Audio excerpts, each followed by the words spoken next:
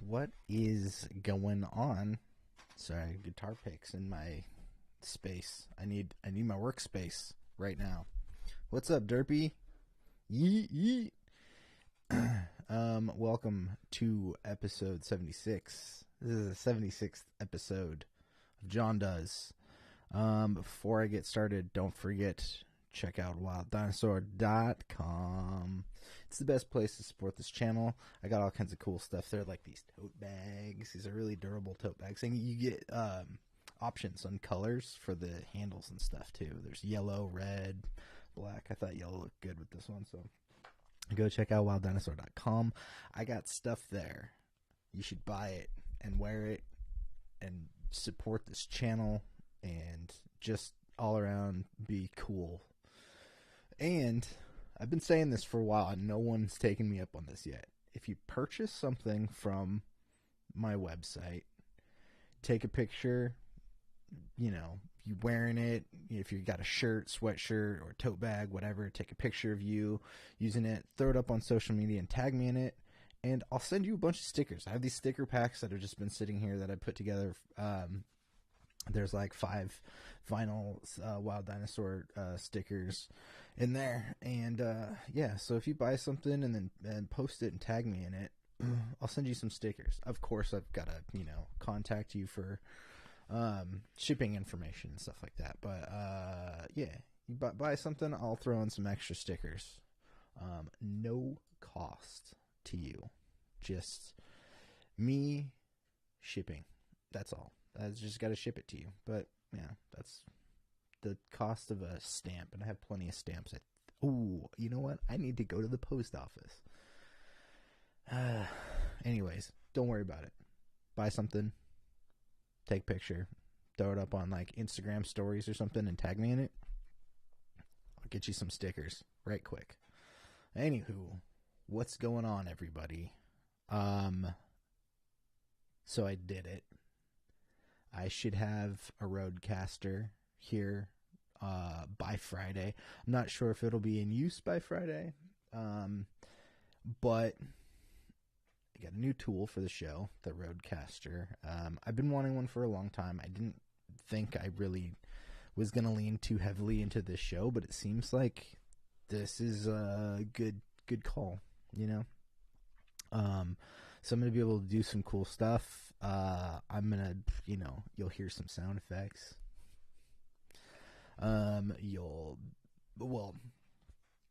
Excuse me. I've been a little, not congested or anything, just like kind of gassy for the last like hour. Anywho, Rodecaster will be here this week. Again, it depends on when it gets here on Friday. I might not be able to have it all integrated into my system, depending on when it shows up on Friday, but I'll be using it next week. Sound effects, really excited for that. And another big thing with the Rodecaster, I haven't figured out the zoom sitch yet, but as I was talking to one of my friends, Ryan, who we've had plans to do stuff for a while. I've been frustrated with getting the Zoom stuff set up. It just, for whatever reason, has been a nightmare. And Ryan made the point that him and maybe some other people that I know might not be comfortable on camera. So what the Rodecaster will allow me to do is phone calls, so I could do phone calls on the show. So that'll be fun. Hoping to have some good phone call conversations here in the near future. So yeah, that's what's been going on. Well, there's been a lot more stuff. Today has been kind of weird for me. My back hurts, and it's like, this is what getting old does. Is like, I slept fine. I've had this issue in the past of like sleeping on my neck wrong and waking up and my neck's all like, I slept fine. and I was like just sitting there earlier today, and then I like moved. I wasn't even doing anything crazy. I might have been like moved my arm or something like that, and now I have like just like a knot in my back. I have no idea, but this is what getting old does. I don't know how old you are, Derpy, but I'm pretty old. I'm like 1,000,000 years old, and don't look forward to getting old. I mean, I'm already there. I should just lay down in the dirt and fall asleep, right? I'm just kidding. I'm not gonna do that. I'm gonna do these shows. You guys got me for a while. You know, I'm well, hopefully. Yeah, I wanna talk to you guys about Star Wars and dumb stuff and music. And just speaking of music, Pat should be here on Friday, barring there has been a COVID outbreak in his vicinity. He's good right now. I'm gonna have him test before. Well, I'll probably like Friday morning or something, make sure that he's good to go. But if Pat is good to go to come over, we are going to start for the next 3 Fridays. As long as Pat can make the Fridays, he's been saying that Fridays work best for him. We are going to be doing our top 10 lists for 2022. We'll do the top 10 albums, TV shows, and movies of the year. So yeah, if you guys got any opinions on that, you start throwing them. I mean, we're gonna give our opinions. This isn't like a ranking or anything from like the audience or anything like that. It's just like what worked for us and you know, things we enjoyed for our sensibilities. And yeah, we're gonna share that with you guys this Friday. We got one coming up. We're gonna spread this out for the next couple of weeks, because why not? You know, do a whole episode on movies, do a whole episode on TV shows, do a whole episode on music. So that's coming later this week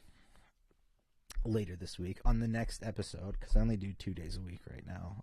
I was considering going Monday, Wednesday, Friday once school is out, but I do think this right now is probably the better schedule for me. I got a lot of stuff I gotta try to take care of. One of those things is I need to find I need to find some new work. So yeah, I don't know. My income has been kind of sparse, so I need to rectify that situation. And if that means, you know, a 9 to 5, so be it. I'd rather, you know, be doing making my own content. I would love to be making money off of this live stream. I'd also love to be making money off of my music too, but you know, fool's errand. Being an artist is a fool's errand. All right, we've got a couple of things. I got a story I wanted to talk about right off the top. This actually came out today, and there's a couple of things here. I find this important, not because of the COVID conversation of like vaccines, should you or shouldn't you, but I found this interesting for a lot of reasons. First of all, I didn't realize that Fran Drescher was the president of the SAG-AFTRA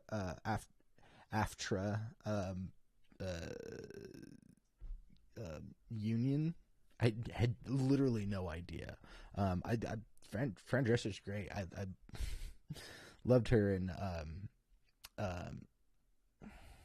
UHF. That's one of my favorite movies.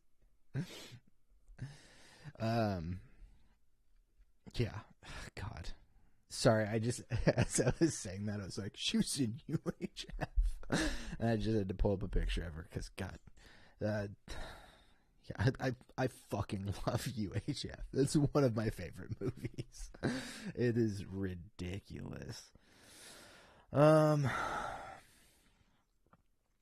Hey Derpy, if you're watching, I do see your post on the YouTube end. For some reason, it's just not popping up on air. So, anyways, I don't know how to rectify that.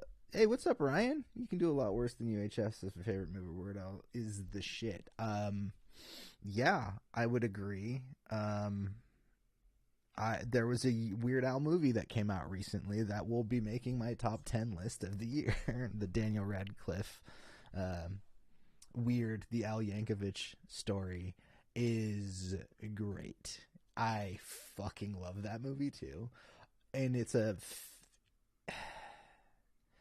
biography in the vein of UHF, if that makes sense at all. It like...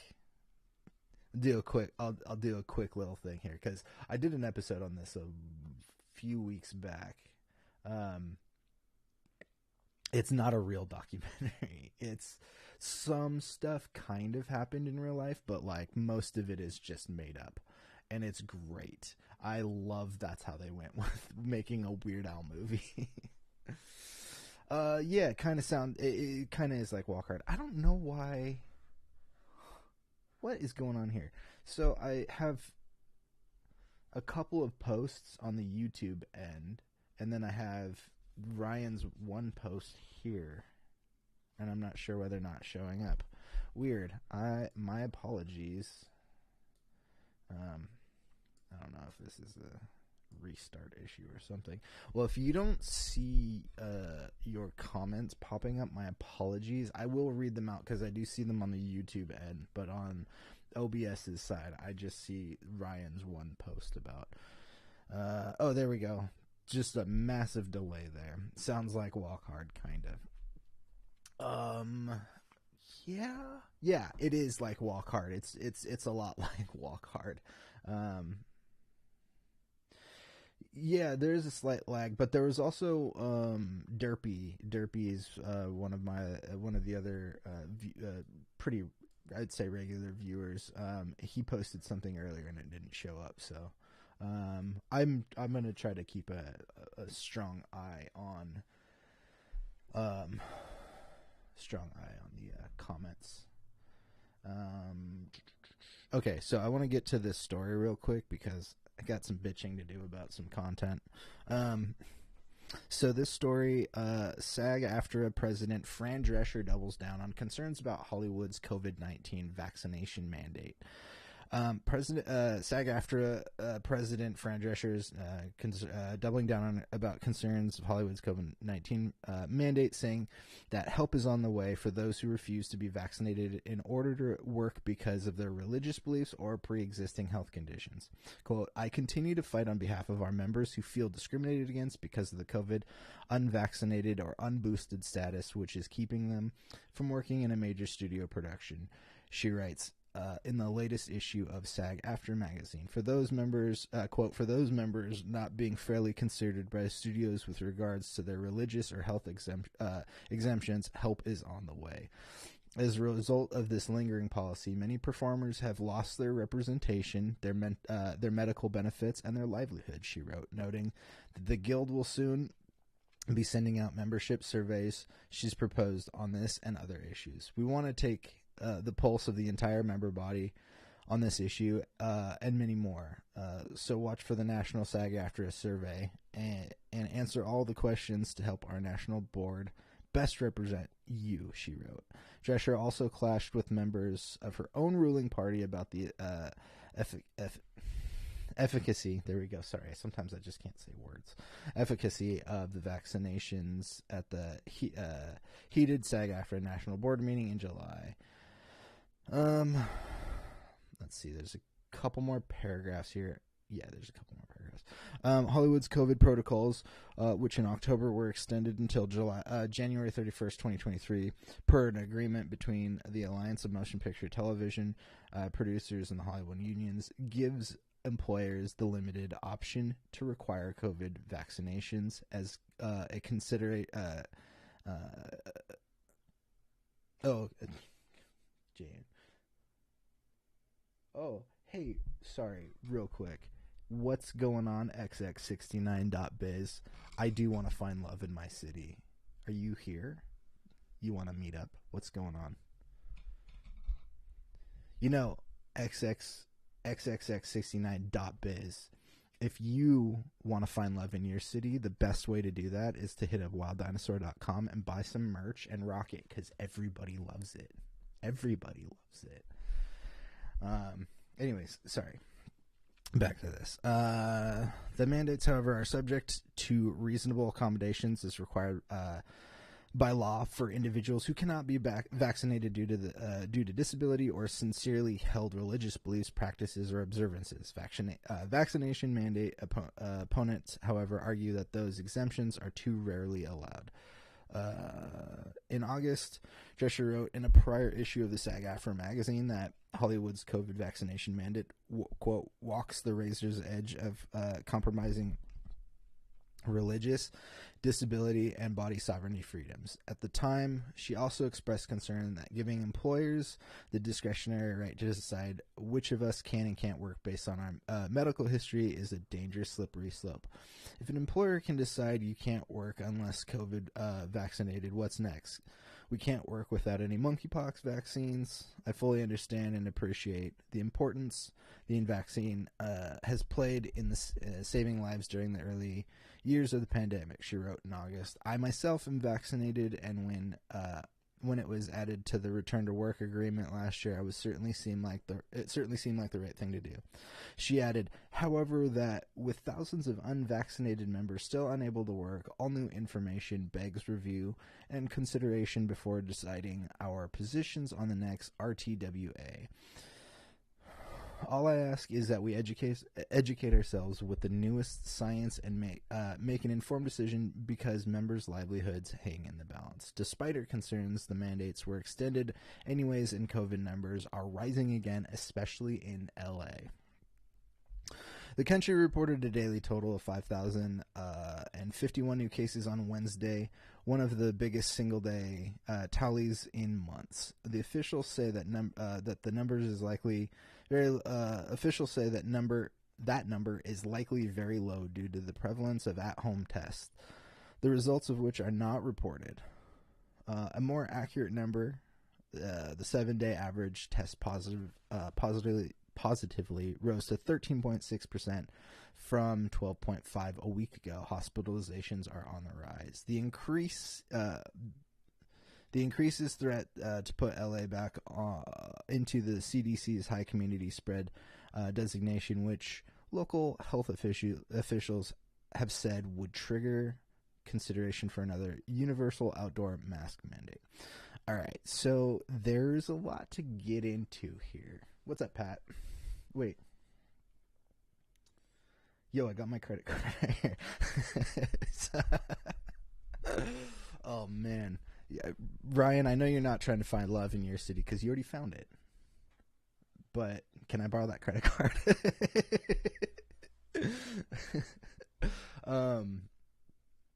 So yeah, Pat, this was a conversation I think is be interesting to hear your opinion on too. Maybe you could weigh on this on Friday if you're still around, or if you come over. What do you think about the COVID stuff? Because I know there's a lot of discussion about mandates and whatnot, and are they right? I will be upfront with you. I am vaccinated and I'm twice boosted, and yeah, I think the vaccinations are a good thing. I do think that as a outside of myself included a little bit, I think we're all a little bit tired of COVID stuff. That doesn't mean it is not a serious issue. I think COVID can still be a serious issue. And I just want to bring up that she brought up monkeypox. Like, not a million people have not died from monkeypox as far as I'm aware. I'm gonna look that up. How many people have died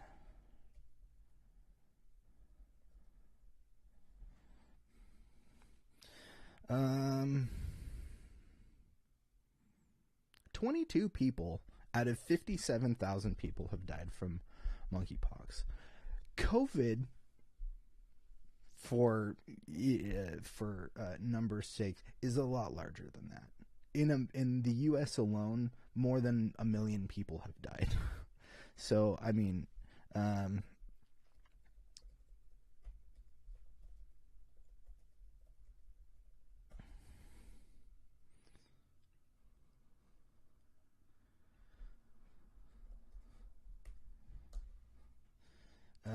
all right.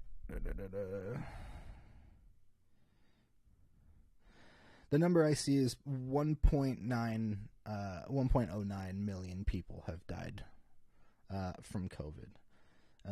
And that was something that just, I think the severity of COVID was necessary. I think especially in those beginning days, days, it's been like 3 years now. Especially in the beginning of it all, it came up so fast and was killing so many people so quickly. Vaccines have absolutely helped. There's really no denying the fact that the vaccines have helped quite a bit. Now, the different part of the story around, there's a lot to unpack. Whenever COVID's brought up, there's individual thought processes, like Fran Drescher saying, religious or medical exemptions. Like I understand that too, and I do think overall we're all a little bit tired of hearing, these conversations about anti-vaccines or anti-vaxxers or just the large conversation around COVID. Now, I do think she does have something serious to think about too. There's a pretty big point that there's a lot of, I would be curious to know how many SAG members are out of work. Not just SAG, ultimately across the board. DGA. There's a lot of people in all of these unions, editor unions, camera.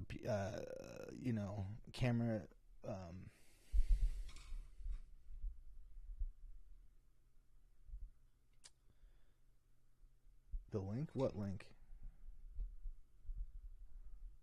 Oh, you're trying to send me some information. Gotcha. Well, if that roadcaster was here, we could have you just call in. That'd be fun. Maybe while you're here on Friday, we can still have you call in. Don't worry about the links or whatever. I do think that the COVID conversation is an interesting one. It's an ongoing one. I thought would have some good insight on this because he works in the healthcare field.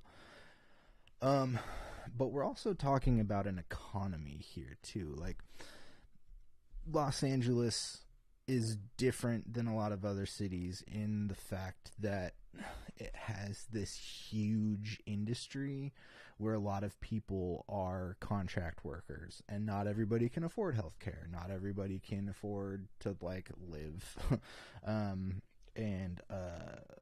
take care of themselves.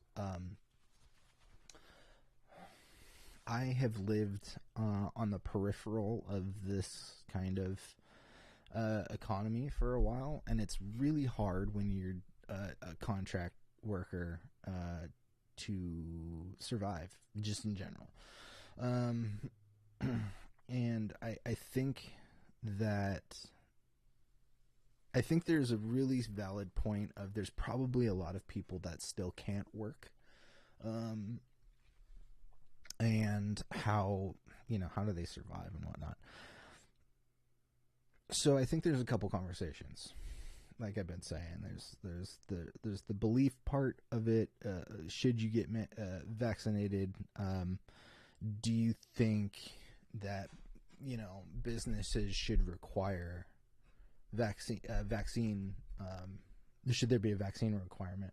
I don't have the answers to these. I personally, while we're in the middle of a pandemic, which I don't think we technically are right now, I think the pandemic phase has ended. I don't know. I'm not the science guy here, although I play one on YouTube. Pat plays one as well. Dr. Hiram Singh. I think there is a legitimate conversation to be had about, people's ability to work. And I do think that COVID numbers, I don't, this is a difficult subject for me because I'm not the most knowledgeable about a lot of medical stuff, or where to be completely fair too, I have been in my own world in the last couple of months doing school, trying to take time for myself, battling headaches quite a bit actually, and just doing my Jon thing. So I haven't really kept up with the state of COVID, although I do hear every once in a while numbers spike, and I think those are mostly regional. I know LA spiking again, or I've been hearing LA spiking again, which wouldn't surprise me. Excuse me. But I also think that's a reason why particularly the film industry might need to have something like this through 2023. I think they should look at it again at the end of the year and see where we are with the COVID numbers. I think this might be a bigger conversation because there's an element of capitalism standing in the way here.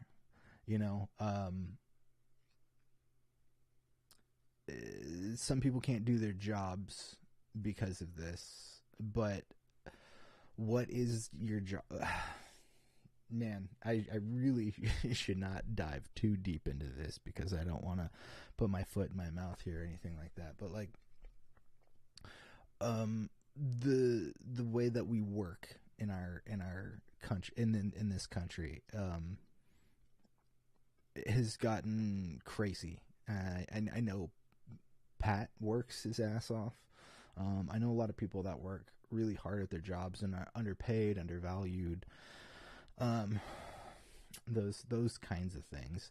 And I would like to, I would hope that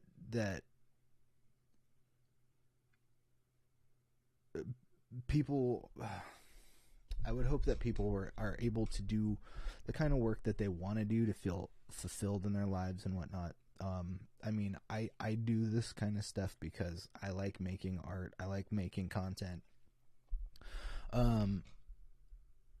It is a tricky situation. I do think that COVID, much like this, the sentiment that America had around World War II, you do your part, and if that means stay home, stay home. If that means getting a vaccine, and that's fun, like your health your healthcare provider, or there's no like issues with it, I get it. I think you're crazy if you think there's magnets in your COVID vaccine, or they're chipping us or whatever. Like, there's no reason for them to put a chip in my body. I carry an iPhone. You don't need to chip me. I'm already chipped. Apple did it, and I did it willingly. It's consumerism. I'm gonna try to move on from this conversation before I dig myself too big of a hole. This would be a fun conversation to have with other people, but I do think it's an important conversation, because there's a big issue in our economy of it's not doing so hot for the middle class that almost doesn't really exist anymore. All right, I'm moving on from this. I love Fran Drescher though. I'm glad she's vaccinated. I will continue to watch UHF. Okay, real quick before I go to a break, I do want to talk about this Bad Batch trailer. Oh shoot, I didn't use my graphics. I had my Fran Drescher graphic. Man, look at that. I mean, this is a relatively new picture. I didn't get a copyright or a date on this or anything like that. But I mean, Fran Drescher, she still looks great. Anyways, Bad Batch trailer. This will be quick. I'm not gonna linger on this too much because I'm not the biggest Bad Batch fan. I enjoyed the first season. It was okay. There was some. The only thing I remember from season 1 really is the reveal of Omega, who she is and whatnot. If you haven't watched it, I won't really spoil it for you. Actually, you know what? No, I'm going to spoil it because I know some of you haven't seen it. So spoiler warning for Bad Batch season 1. Omega, this girl right here who's holding the bow and arrow up at the top of the poster.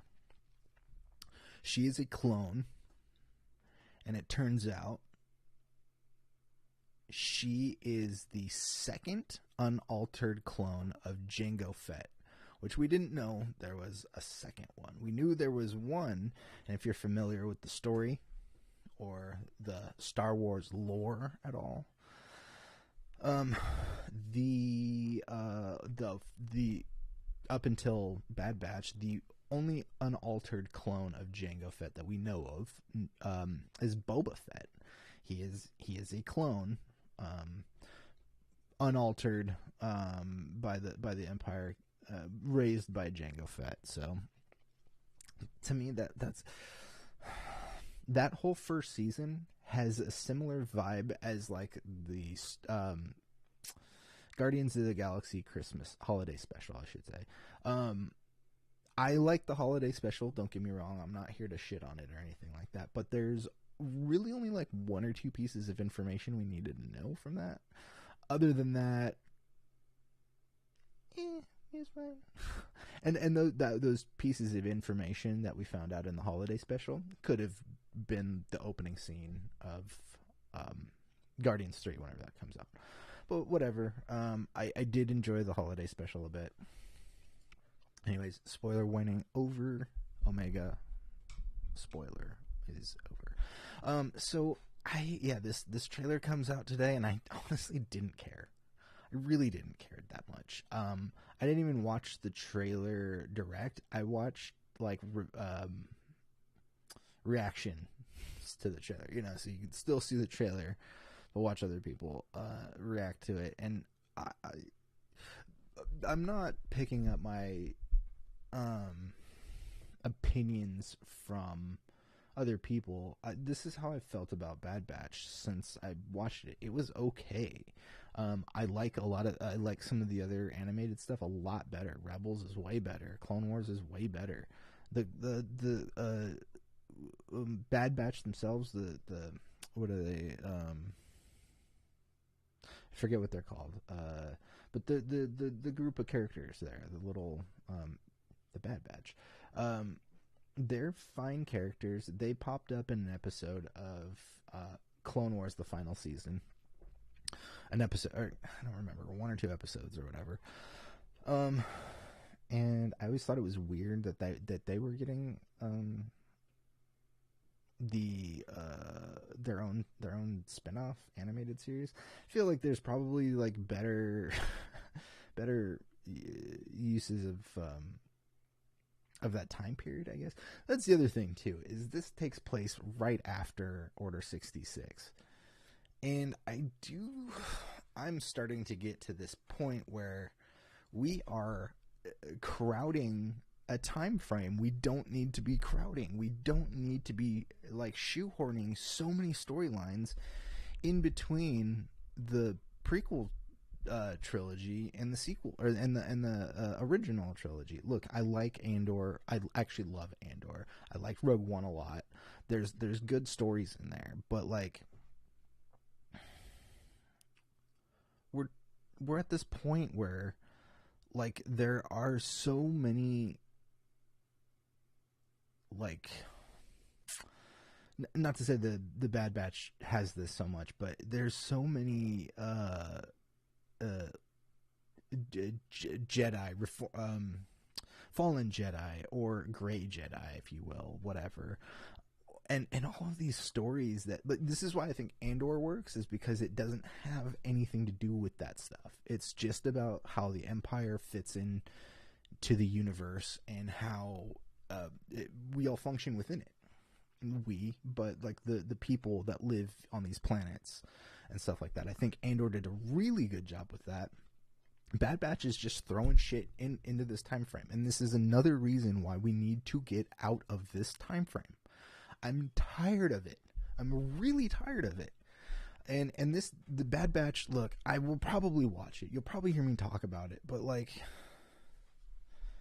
this is why I'm more excited about like the Acolyte, or even, I don't know if these rumors are true, but Damon Lindelof is supposedly writing a sequel era movie, and rumor has it Daisy Ridley might be coming back. Nothing's official, but even that, I will take sequel trilogy era over making 10 more Bad Batch seasons, or, you know, throwing in another fucking storyline into this time frame. I'm really tired of it. We've had like 30 years of the same era, almost. Well, I mean, we've got 3 trilogies that take place in, ultimately they take place in a 50, 60 year time span, right? Something like that. Like, well, no. It's about 20 years from, well, let's just roughly say 80 years between Phantom Menace and Rise of Skywalker. Let's just say that. Keep it loose, but like relative. Actually, I do want to think about this. Let's say from Phantom Menace. Hold on. How many years between Phantom Menace?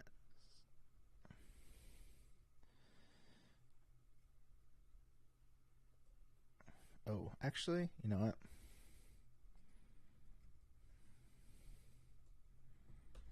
Rise of Skywalker is still a really dumb name, too, by the way. 67 years. There's a 67-year time span between Phantom Menace and the sequel trilogy. The sequel trilogy is all new stuff, but we know most of where the universe or the galaxy sits from Phantom Menace through Return of the Jedi. We know most of that stuff. Andor, I think, works because it's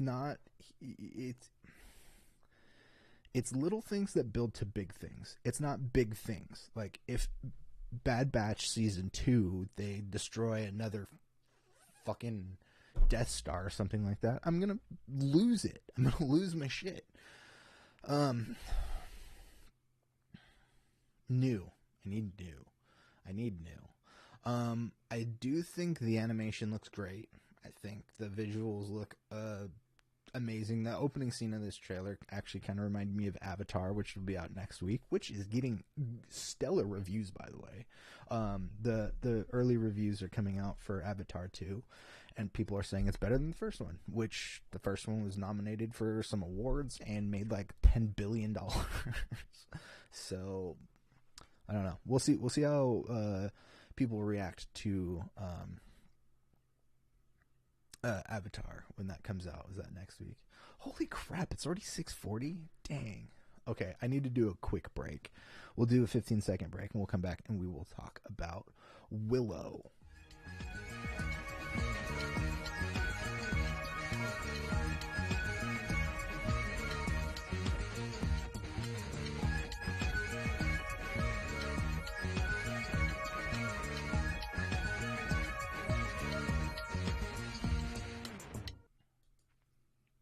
All right. Don't forget to go to wilddinosaur.com. Get some cool baseball style t-shirts. They're great. I love those shirts.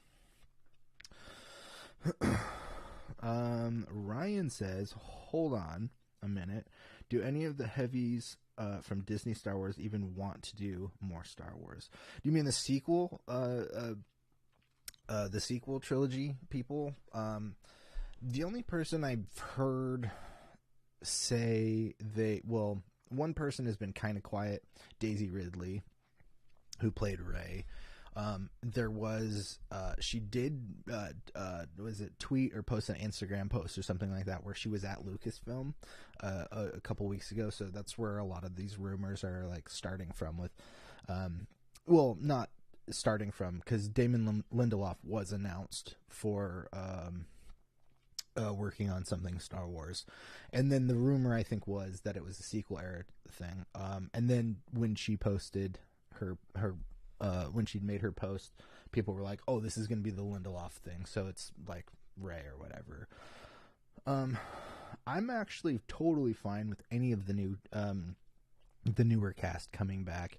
John Boyega has been pretty vocal about not wanting to come back because of the issues he had with it. The story arcs were completely undercut, and then all the racist backlash of like, you can't have a black stormtrooper. It's like, what are you talking about? What the actual fuck are you talking about right now? I do think though that John Boyega or Oscar Isaac, because Oscar Isaac's still working with Disney. He's doing Marvel now. He's got Moon Knight, which I think he's great in Moon Knight. The series didn't nail it, but I really did like the series. I would be happy for any of them to come back.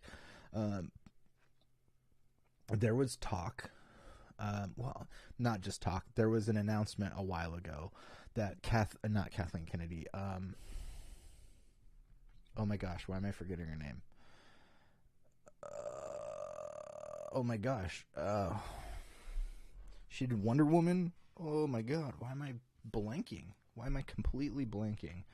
Patty Jenkins. Yeah, Patty Jenkins was going to do a like Rogue Squadron film. I'm still down for that. And if you wanted to use the sequel trilogy cast, make a Poe Dameron like X-Wing Top Gun. Make X-Wing Top Gun. Oh, yeah, I'd go see the shit out of that. Oh, man. I'm not even joking. The new Top Gun movie was amazing. It was so fucking awesome. All right, well, I want to get onto Willow because I got some stuff to talk about. So last night was the third episode, or well, today. I usually am the midnight viewer. I will stay up and watch stuff late. I won't do. I'm not going to do any spoilers for this show yet. There's one spoiler, and you find out pretty quick. It's in the first episode. The big twist of... not the big twist, but like something to spoil. There's only one thing, I think, and it's the identity of a character. I'm not going to spoil that, but you do find it out at the end of the first episode. So Willow. It's another Lucasfilm property. It's funny. Some of the best stuff in the 80s came from Lucasfilm. Star Wars, Willow. I mean, it was a cult classic. It wasn't super popular, but and then the Indiana Jones franchise, which we're getting a fifth one of those as well too. Lucasfilm is really popping off right now, to be honest. So this show, I'm definitely going to keep watching this show. I really don't like some characters, though. Some main characters. There's this girl right here on the poster right above where it says Willow. She's right below. She's above the text Willow and right below Willow. Right dead center there.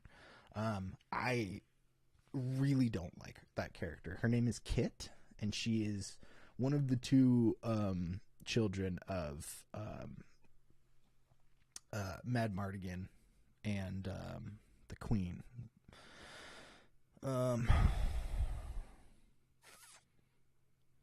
Yeah, I really don't like the character. I haven't seen what's her name?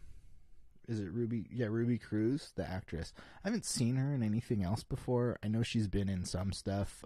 What was she in? This is kind of popular too. Mayor of Easttown. Oh, she was in Castle Rock too. I never watched Castle Rock, but that looked fun. Yeah, she doesn't have a ton of credits. Blue Bloods. God is a Lobster short. That's Mayor of Easttown and Willow.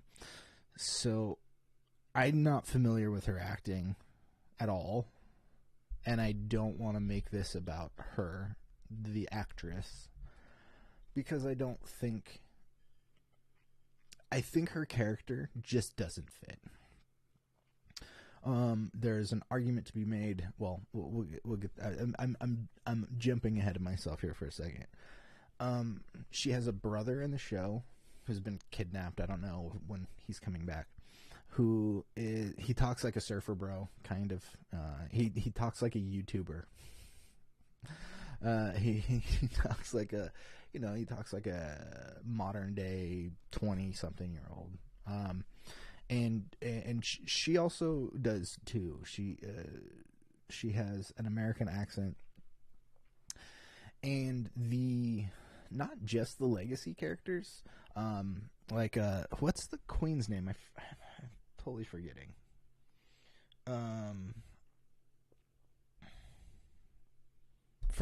I say the queen. She was the princess in the original movie. Yeah, Queen Sorsha. She was Princess Sorsha in the movie.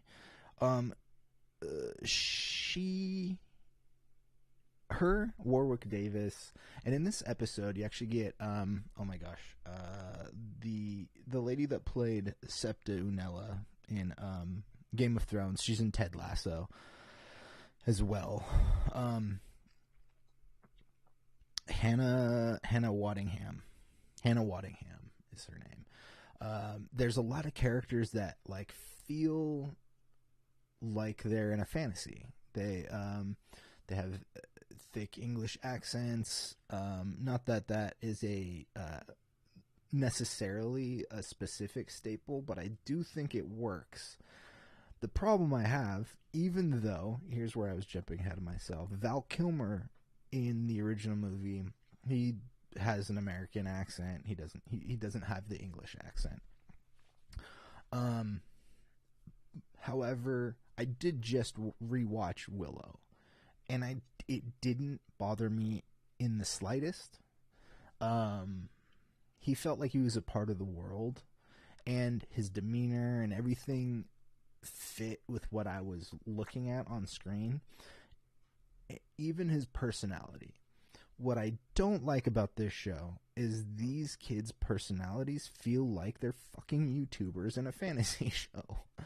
And it just does not work for me. And the Kit character specifically is just so grating. I really don't like her.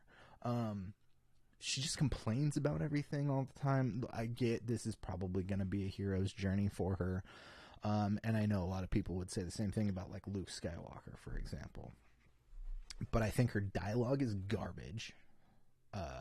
Pretty much overall. I do think the one thing about the acting that I don't like either is her demeanor. I think part of it is how the character is written and how she's portraying the character, but her demeanor on screen, it does not. How do I describe this? I don't feel like. I feel like it was she's supposed to be a main character, right? And she feels like a character that was like the little sister that had to tag along. And that's not what to me, as far as I know in the story, that's not the direction that character's going, and she just is really, really grating. I will continue to watch the show. I really hope her character gets a better arc moving forward. I hope there is some really good evolution with the Kit character. But overall, I just don't like the character. I do want to see this actress take on some other roles, though. Maybe not something in the fantasy realm.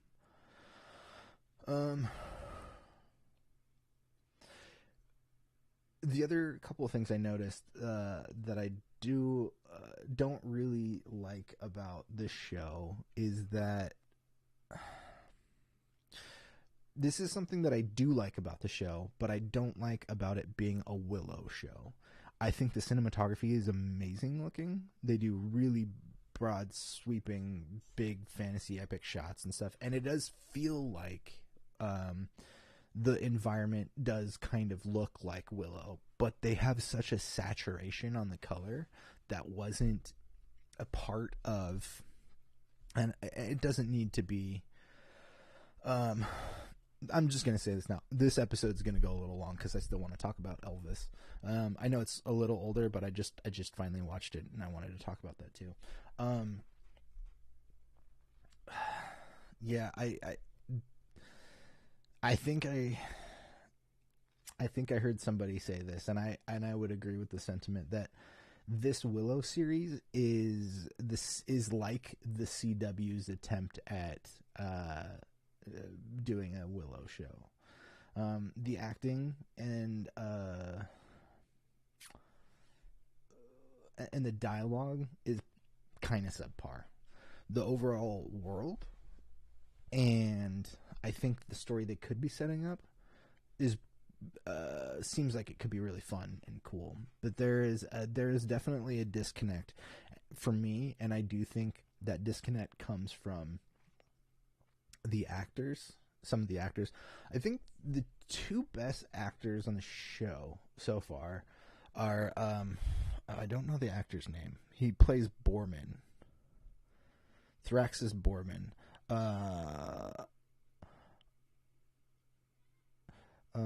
What is it? Amar Chandaha Patel. I think he's one of the best actors on the show, aside from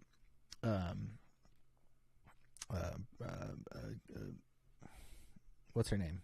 The Queen's Shorsha. Joanne Whaley. Wow, I can't talk today. She's a great actor. She's not in this episode. This is about the new cast of characters going forward. Again, I will keep watching this show because I do think that is leading somewhere, but I don't think that they've nailed this. I don't think they have done justice to the Willow franchise yet. What I was saying about the color grading too is I love highly saturated colors. I mean, if you look at any of my photoshops, that's what I used to do. I just used to bump the saturation and vibrance like a bunch, and they seem to do that. It's like whenever they're in a forest, it is bright green.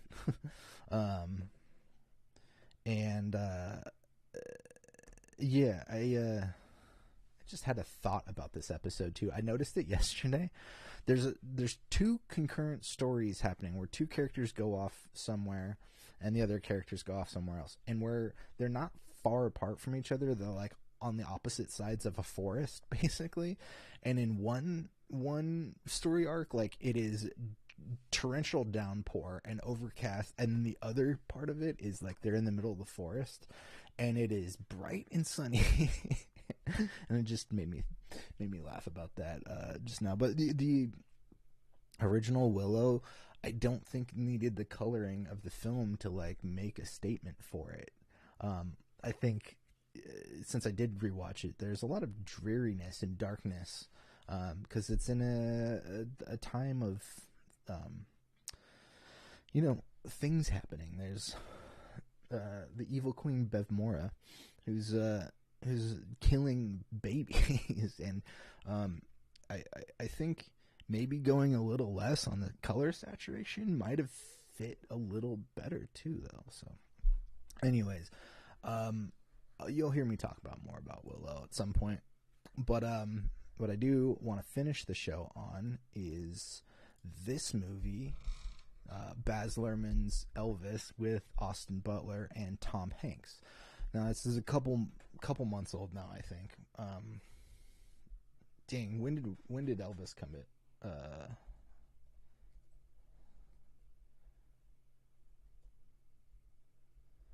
Yeah, when did this come out? June. It came out in June. So yeah, it's a handful of months old now. And I watched it on, over the summer. I watched it on HBO Max while I was house sitting this last weekend. My sister got a new TV. I was house sitting for my sister watching her cats, and she got a new TV. So that was delivered while she was gone. So I hooked it up for her, and I got to break it in. And one of those things I got to break in. One of the things I got to watch to break in that TV was the Elvis movie. And I actually, here's my thoughts on this. I like the Elvis movie. I like it quite a bit, actually. I hope Pat's watching still. Pat, are you still here? Please, please still be here. I was cat sitting for Jay when I saw that twice. It's a house sitting movie.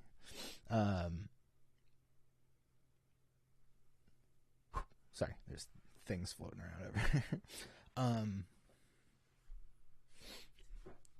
So Elvis, I thought, was a lot better than I was expecting it to be.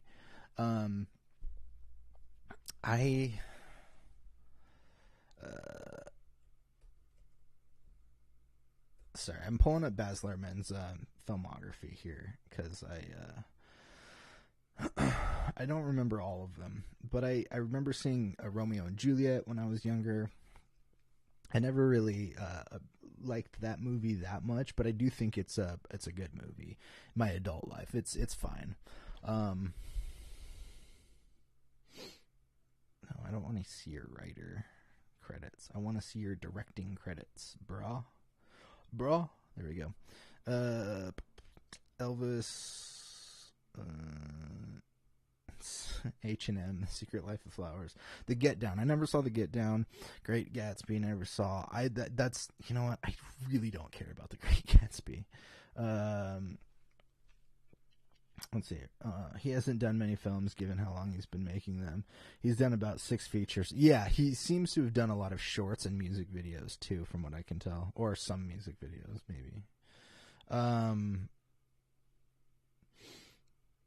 Yeah, there's a ton of shorts here from like 2012. Basically the whole year of 2012, he was just making shorts. Strictly Ballroom, Great Romeo and Juliet, Moulin Rouge, Australia, Great Gatsby, The Get Down, and Elvis. Yeah, so I remember thinking that this Romeo and Juliet was kind of over the top when I saw it, but of course, like, a lot of work on the stage. He also runs a record. Oh, does he really? I had no idea.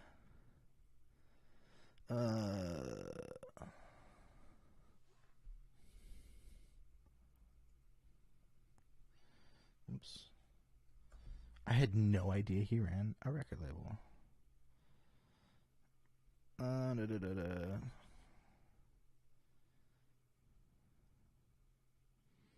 Sorry, I'm not going to do this whole like biography look up right now. Anyways, I was not looking forward to this movie as much. I think his style can be too glossy at times. I think I'll start with some negatives. The negatives for me, I think the biggest negative in the movie was Tom Hanks. And not Tom Hanks as an actor so much. Tom Hanks is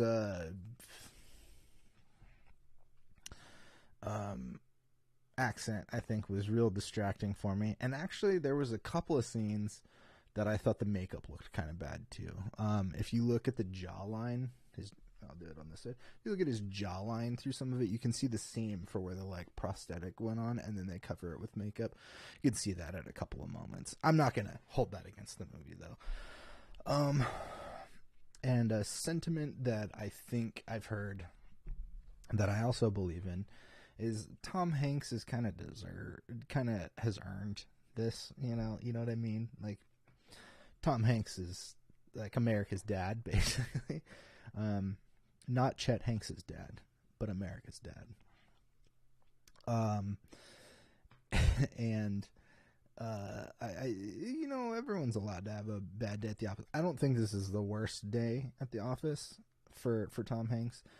I think it could have been done a little bit better. And I also think towards the end of the film, they do get into, I felt the pacing of some of the end stuff could have been cut down a little bit and added one or two more scenes where they've built up a relationship with Elvis and was it Colonel Tom, I think is his name, his manager. They've built up this relationship, and then they kind of don't cover it for a while.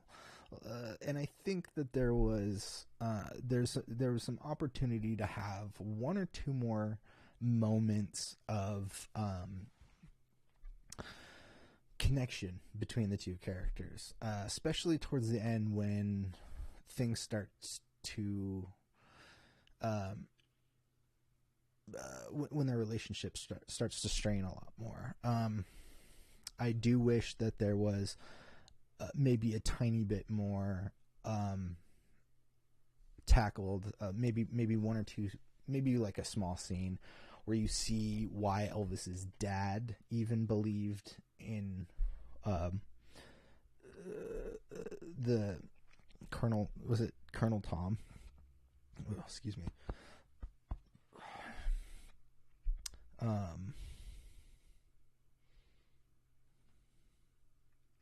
Yeah, Colonel Tom Parker, I think is his name.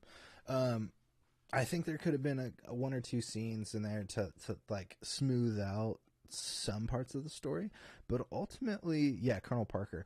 Ultimately, I think this movie was a lot better than I expected it to be. A complaint I've heard about Elvis was, you can't throw modern music into a movie like this. Yes and no. I think that it can be done well. There was a couple of moments when like one or two things took me out of the movie. And one of those things in musically in regards to the modern music was they do add a Jack White song at some point. And just hearing his voice, even though like Jack White could have been born in the 50s and it would have worked, there's something about hearing his voice to me that was like, if they had left this an instrumental or used a different track or something like that, it maybe wouldn't have pulled me out as much. And then there was one hip hop song. I don't remember who it was. It wasn't like Cardi B or something. There's one hip hop song that for a split second was like, but I do think that the vibe of what the music is talking, or what the music is about, fits the vibe of where Elvis was. So I think this hip hop song comes on when he's driving through, or he's part of he lives in the like black community, and he's driving into town, and you know he's going to look at suits. You know he's looking at the mannequin with the big pink jacket and whatnot, and he's like, I want that, you know. And there's this like hip hop song. There was a moment when the scene started where I was like, I don't know if this works, but then we get into like the environment, and I was like, no, this totally works. This is, if this scene was shot in a modern day setting, that song fits perfectly, you know. And just because it's like the 1940s or 50s, it feels like slightly out of place, but like in context, actually thinking about it more, I thought it worked. Ryan says they did a swell job juxtaposing different eras of music. It got kind of cheesy, but I was on board. I agree. There's definitely some cheesy moments for sure. So I wasn't taken out as much by some of the other complaints that I've read about the music choices. The film is almost about American music as it is Elvis's place in it. Absolutely. And I think a lot of the things that I don't like about Baz Luhrmann's directing style, all of them worked for this. All of them. Like you're saying, Ryan, this film is about American music as much as it is about Elvis's place in it. I agree with that. The things that I did really like about Baz Luhrmann has like a flashy style. You know, I didn't watch The Great Gatsby, but I've seen scene after scene, clip after clip on YouTube. Or just in like other things, review videos, things like that. I'm not unfamiliar with how it looks. And I think Great Gatsby is different for me. Sorry, I'm just holding a pedal. That one. Ryan. Sorry, I just sidetrack. Pat let me borrow these. I think I told you this, but I got some more Boss pedals to play with. Anyways, Baz Luhrmann's style of flashy directing that I've seen in the past. Yeah, I knew you'd stop for whatever you were doing. I knew you'd stop and say something.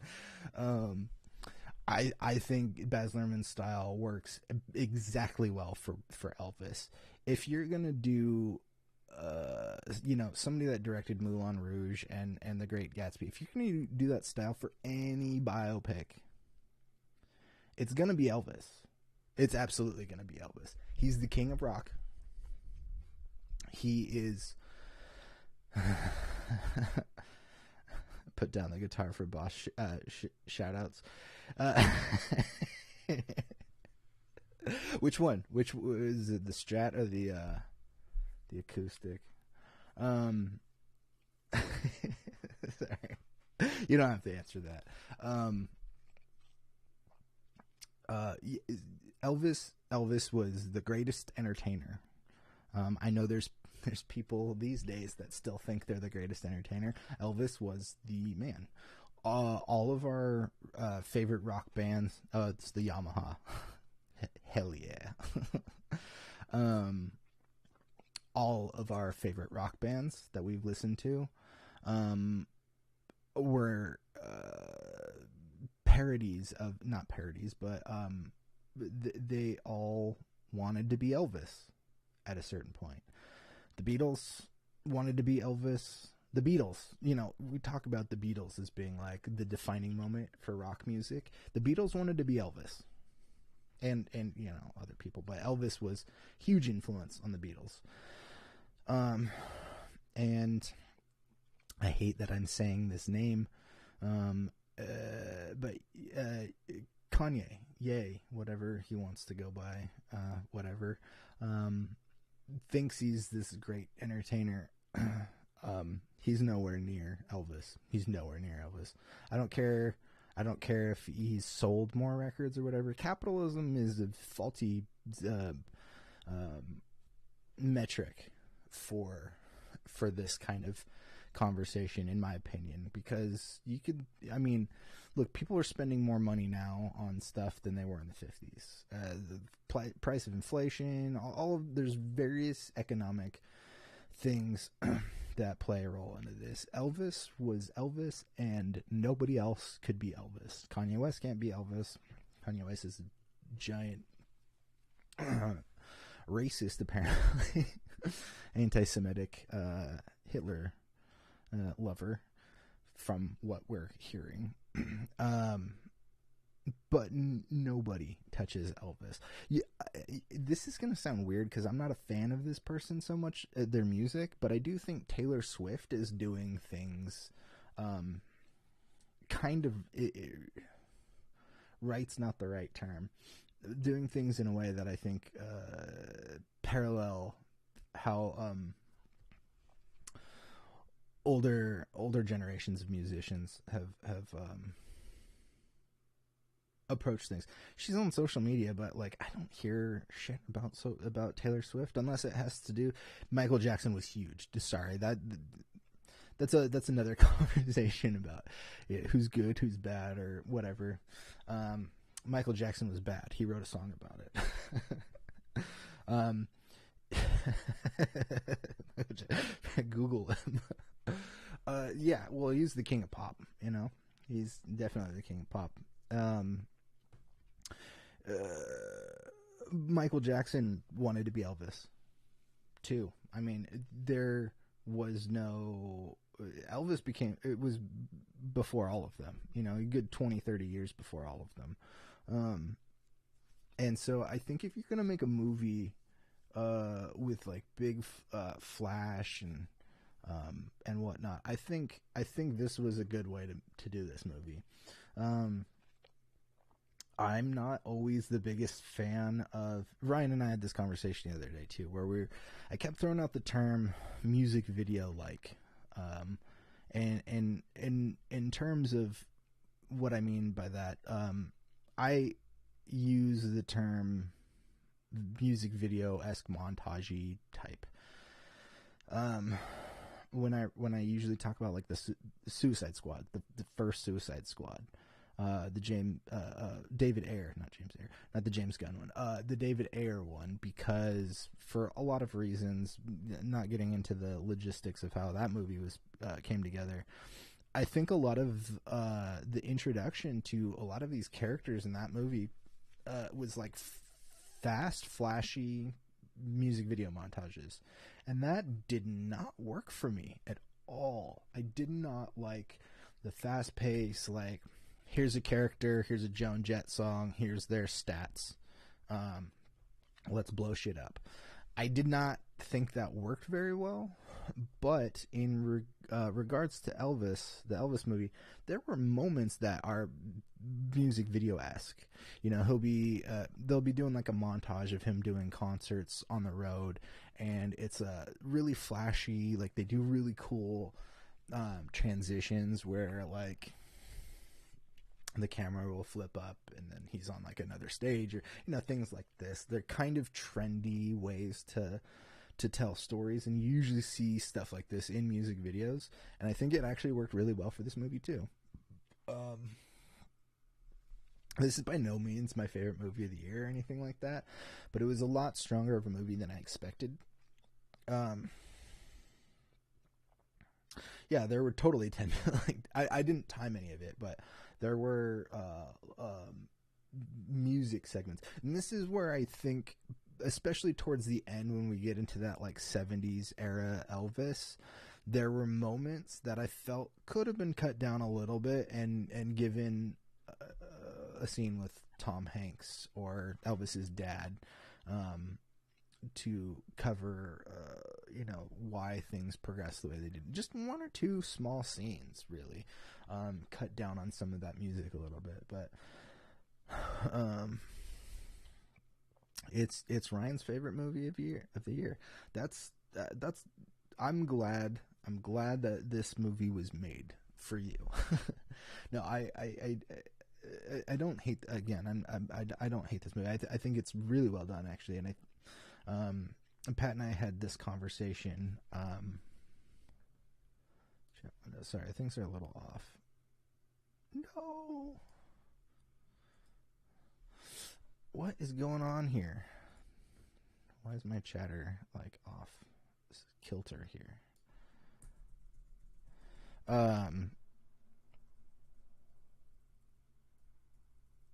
Yeah, I remember when the trailer came out and Pat and I were talking about it. Oh my gosh, what did I do here? I totally fucked this up. There we go. Sorry, you get to see me move stuff around. Yeah, and I know Pat doesn't like Baz Luhrmann stuff too much.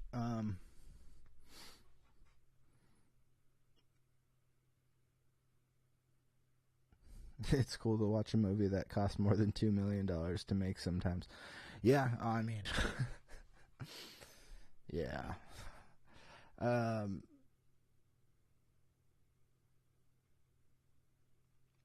It's what was the budget on Elvis? I'm gonna pull that up.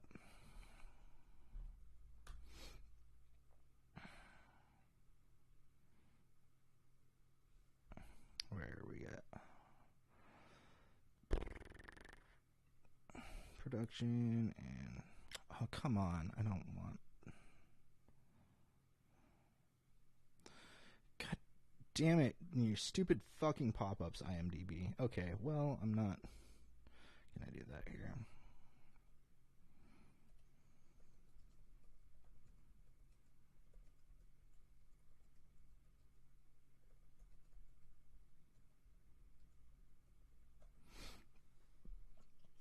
So what I'm seeing is the budget was $85 million. The most expensive movie I've enjoyed in 20 years. Hey.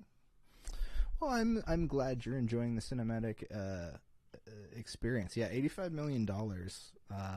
It's still quite a budget, but when I was doing one of my classes, we had to do budget for making a movie, and actually, it sounds about right, but I would have guessed maybe $100 million. The actual budget for this was probably closer to $200 million because yeah, the capitalistic cinematic experience. I think all of them are these days, unless you're still torrenting. But even then, you probably bought your computer.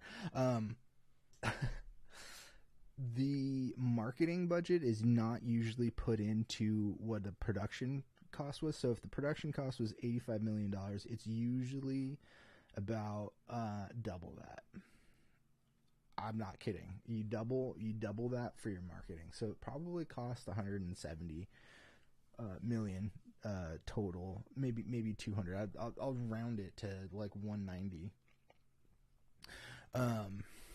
And actually, how much did it make? How much did this movie make? Damn. Come on. What's going on here? Fucking.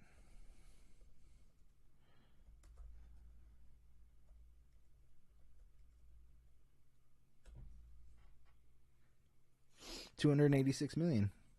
So it made its money back for sure. I don't think I would. Yeah, I would call that a resounding success for that movie. What is the Rotten Tomatoes score?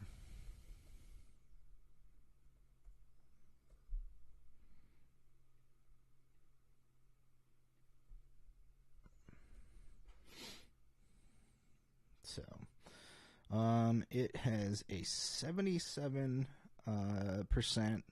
fresh from reviewers and 94% audience score. That's pretty big, actually. That's pretty great. A lot of people seem to really like this movie. So the other thing I'll mention was the soundtrack mixed in 3D. I don't know, but I'm almost positive it was mixed in Dolby Atmos. That's kind of the standard for audio mixing in film these days. It's Dolby Atmos. So yeah, I guess 3D. The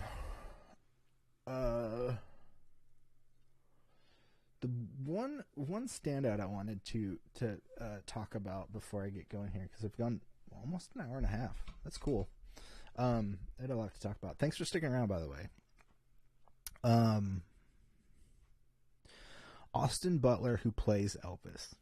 I'd seen him in a couple of things. I years ago watched a show. As you know, I like bad science fiction and fantasy stuff. And I watched a show called The Shannara Chronicles, and he is one of the main leads in that show, and he was very cheesy, very pretty boy, long hair, hero type. Was there a love triangle in that? I don't remember. Sorry. Oh, damn it, dude. Now I'm seeing...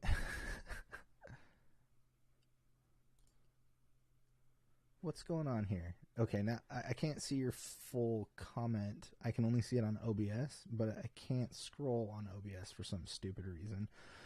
All I can see is our grooving to the max of this shit. Stone cold sober. Old ladies are getting their rocks out. Oh, yeah. Okay, I see what you're saying. Yeah, no, absolutely. Old.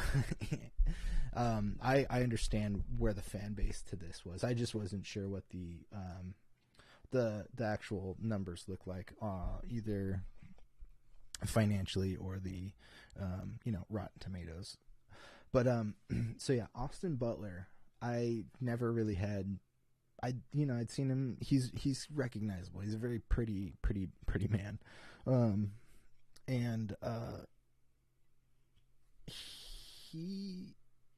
I think he popped up in like. Was he an Arrow? I think he was like a DJ in Arrow or something like that. When I say Arrow, I mean the Green Arrow, CW TV show. And then I'd seen him. Was he in like? I think he was in Once Upon a Time in Hollywood too.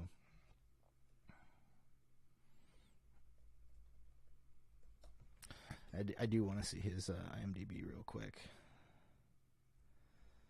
I don't know why. Okay. Yeah, he's a very, very pretty boy. Yeah, he's Tex Watson in Once Upon a Time in Hollywood. And so I never really had too big of opinions on him other than like, oh, I'd seen him in this like kind of shitty science fiction or fantasy like show that was on MTV of all places. And so that was my intro to Austin Butler. And then I see him pop up here and there, and then I see him in this, and this was his role to lose. I mean, he did such a great job in this. He looks the part. There are scenes where I think it's towards the end, where they show him sitting and singing, and then they show the same scene, but it's Elvis. It's actually Elvis. And I could not tell the difference. If you look, you can kind of see like, oh yeah, maybe that's prosthetics around his face, because Elvis got a little chubby there towards the end. That was it. Like, he looked the part. I thought he played the part really well. I think he's a good actor. I do want to see him pop up in more stuff now. What's he got upcoming? Oh yeah, that's right. He's gonna be in Dune Part 2. I totally forgot about that. I'd heard about that. Fed Harkonnen. He's the prince, right?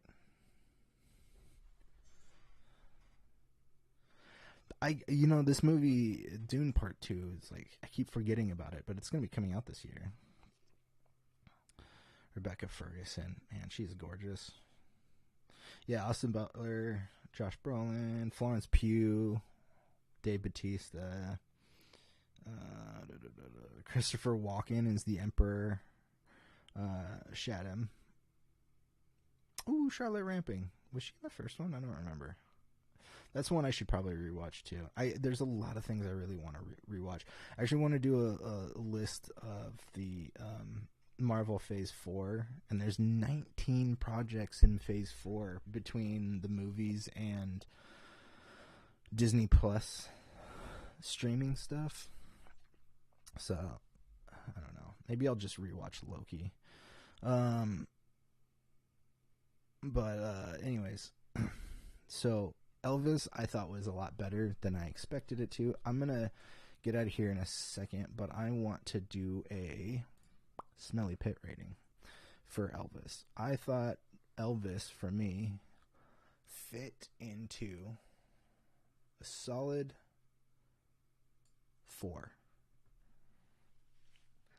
Solid 4 for me on the Elvis film. Pat might have something to say when I talk to him on Friday about this. He might think I'm an insane person, but yeah, I think this Elvis movie is good. One thing, whoops, not the right one.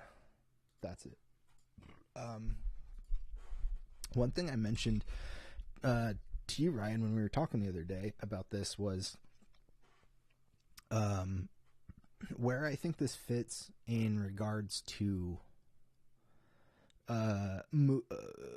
music movies, music biographies, if you will. When I was in high school, I thought the best movie based on like a band or anything like that was the Doors movie, Val Kilmer. I love Val Kilmer. By the way, I'm so sad that he's not doing well health-wise these days.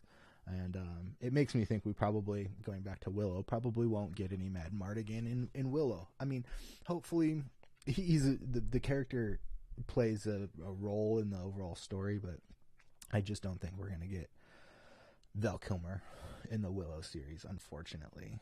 Or fortunately, because I don't know, it's not totally hitting all the marks for me, but go watch Top Gun Maverick. You might cry a little bit.